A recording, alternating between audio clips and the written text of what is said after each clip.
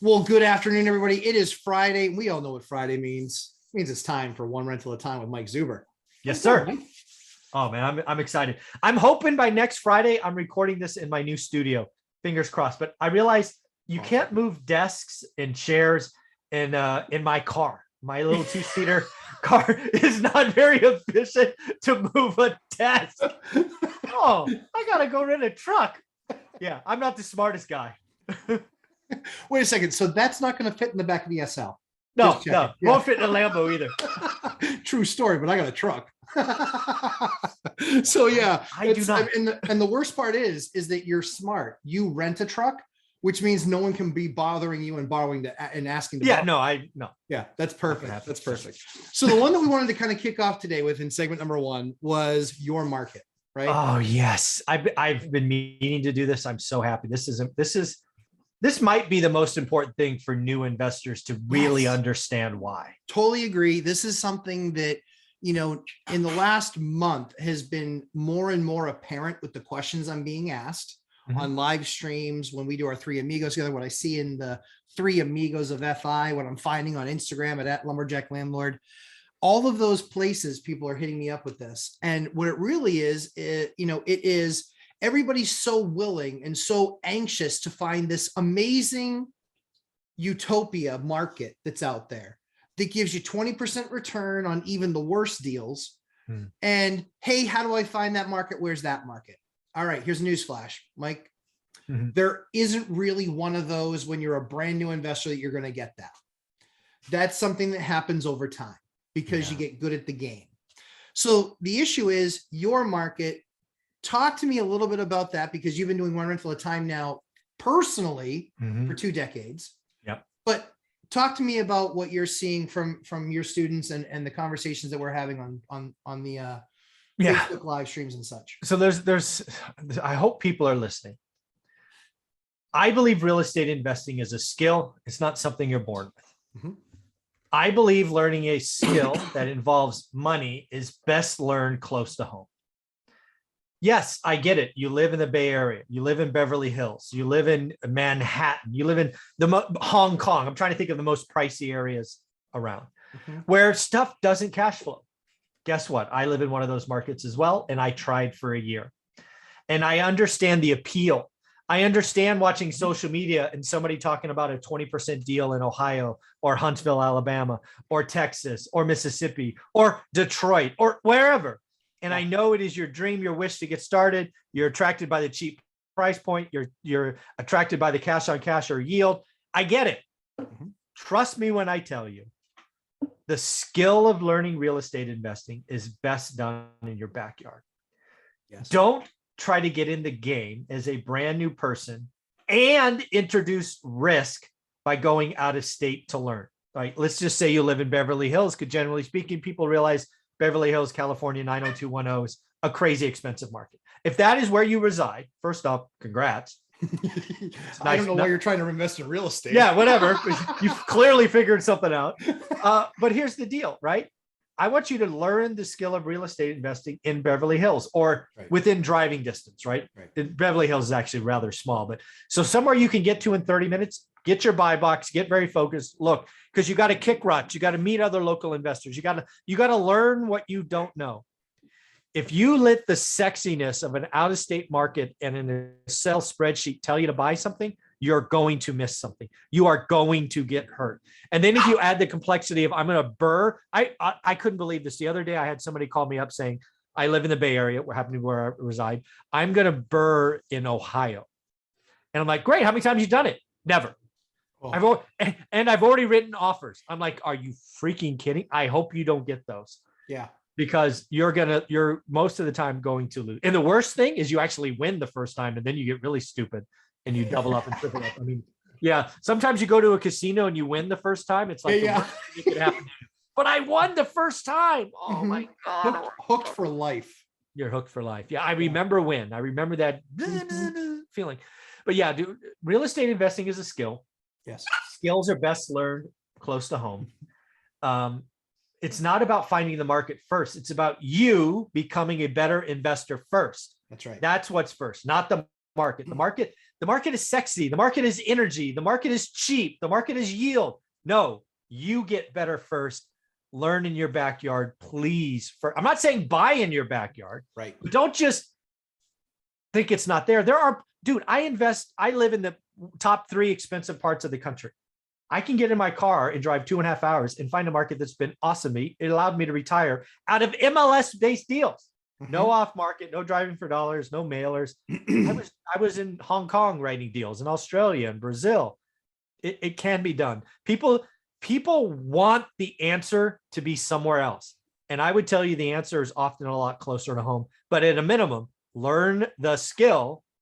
And then once you got the skill and you want to disqualify Beverly Hills, go somewhere else. But start local, please. Yes. So not only would I say, so I totally agree with that. Not only would I say, and I think that it gets an answer to a lot of folks that had that question. I think the other piece of this too is not only learn all these skill sets locally, because it's A, the best way to do it. B, it's the safest. C, it's the least expensive. Yeah. But then once you get out of that specific asset class that you created a buy box around, look at the other asset classes.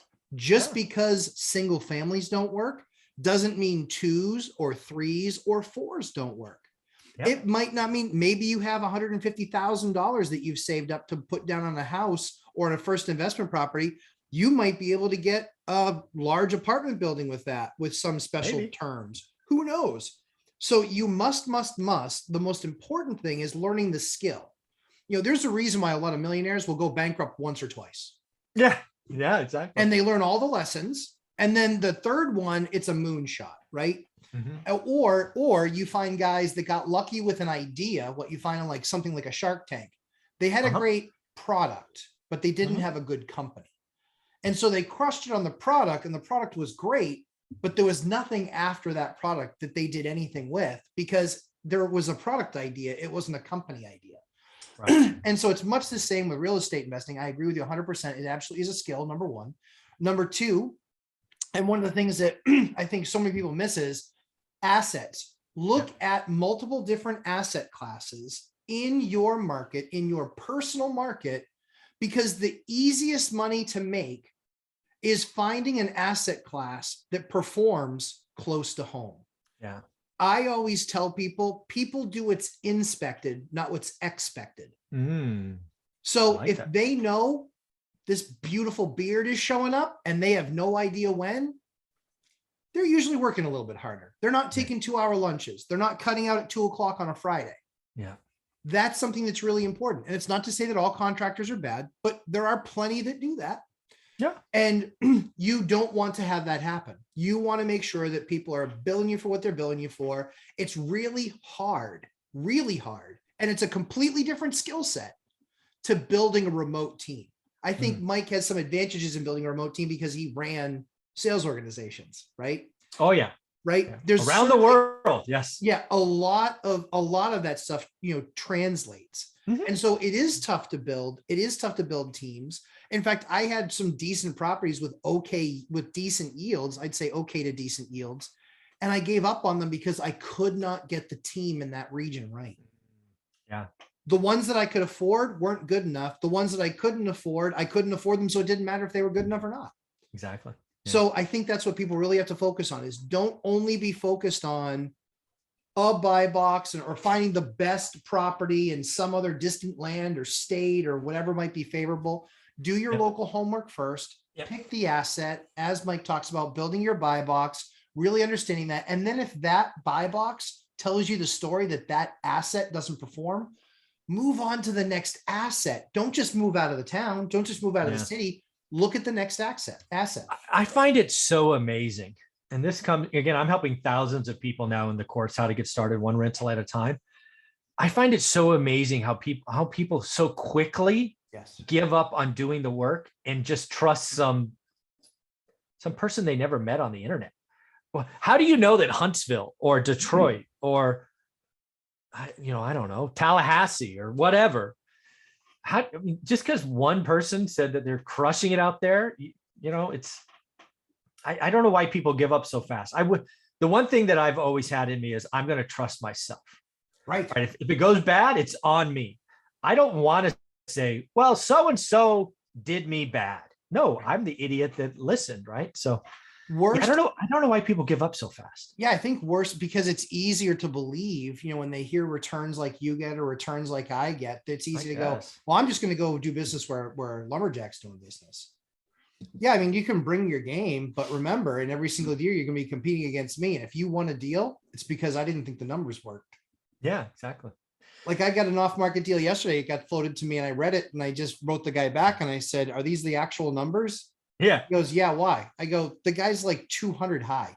Yeah. I said, he's literally 20% high. He wants $1 million. They're worth 8. Yeah. And I said, and that's not even wholesale. That's retail. They're worth 8. Yeah. Said, wholesale, they're worth more like 7.25. Yeah, exactly. Yeah. so yeah, go ahead. Yeah. It's, again, I want to go back to how we opened this. The desire, the interest, the sexiness of going out of state, cheap. Again, you can go broke buying cheap. Yes. Second, Excel spreadsheets lie. Yes. Right. Just because it says 12 doesn't mean it's 12. Please bet on yourself. Do the work. Focus. Daily discipline. As you know, it's rule number 1 and number 2 that we looked over yesterday. Everything I talk about. Build confidence in yourself, please. Yeah. Yeah. I mean, again, focus, daily discipline, looking at your market, mastering the craft, at least master the first step. You have to. That is the step. If you don't have a good foundation, it will collapse. It will collapse. You want 30-year fixed rate debt on an asset that performs. Mm-hmm. And if it's not there in that asset class, look at the next asset class and the next and the next. And then once you've done all that homework and you can disqualify your market, then by all means disqualify that market. And then it doesn't matter, to Mike's point, then it doesn't matter kind of whichever direction you're going, so long as you can get there and back in a day, if it's somehow some people gauge it or jumping on and, going on a plane and going somewhere, but you're going to have to be in that territory. If you don't like flying or can't account for those expenses or for that time, that's a problem. I know a bunch of investors that are, spread out in 5 states and they have 12 properties. Yeah, I mean, that is very concerning. I've not met anybody that's done that for a long time and not had some horror stories. Yeah. Right. If you can't, it's certainly it's not like if you have 500 units and you're in 4 places. Okay. But when you got 4 properties in 4 different states, I got news for you. Somebody's stealing. 100%. Yeah. And work is probably not being done right. Like, it's like, forget it. Because again, people do what's inspected, not what's expected. Yeah. So that's a big key. Mike, where can everybody find you, my friend? One rental at a time. Put that in the trusty Google search bar. You should see books, Instagram, YouTube channel. We go live 8 a.m. tomorrow or 8 a.m. Saturday, Pacific time for an hour. So good times. It's always a good show. There's always lots of people watching. I mean, been killing it recently. Almost 100 viewers on Saturdays. Yeah, sometimes. It's fun. That's fantastic. It's a good time. I know that we're always there watching it as a family. Thank you. I'm just trying to explain what the words mean to the kids. So. Well, that's where it all. Hey, man, I wish somebody would introduce these concepts to me at 5 or 6 years old. You and me both. Yeah. Yep. Yes. Bring Kicks back because she's only 2.5, but whatever. Just like, right. This is important. You need to understand what amortization is. Pay attention. So, Mike, thanks so much for the time. Look forward to segment number 2. You got it.